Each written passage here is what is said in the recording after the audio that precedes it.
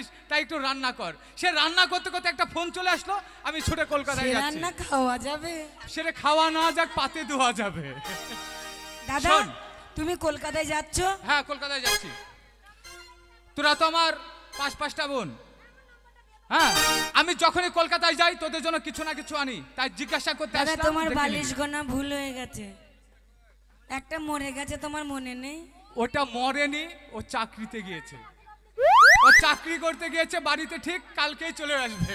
তোমার কথাও থাক, আমার কথাও থাক। ঠিক আছে, আর অত কথা বলে লাভ নেই। এই তুই বল কি নিবি, কি নিবি বল। বল কি নিবি বল। আমি টিপ নিব।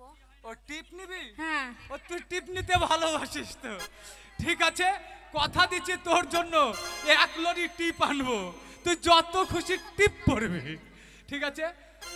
হ্যাঁ তুই কি নিবি বল। আমি স্বামী নিব। ওই ওই দাদার সম্মুখে এই কথাটা বলতে একটু লজ্জা করে। আমি নিব। আই মে কেলো তোর নাক টিপলে দুধের গন্ধ বেরোচ্ছে, আর তুই দাদার সামনে দাঁড়িয়ে বলছিস স্বামী নেব। এ দিদি স্বামী নিব। ব্যাপারটা বুঝতে পারছি না দাদা, ও লজ্জাও পাচ্ছে না। হ্যাঁ তো তুই দেখ যে দাদার সম্মুখে ছোটবেলাতে বলছে স্বামী নেবো, মুখটা কাঁপলো না একটু বলতে? না না না, না কাপার কারণ আছে। কেন?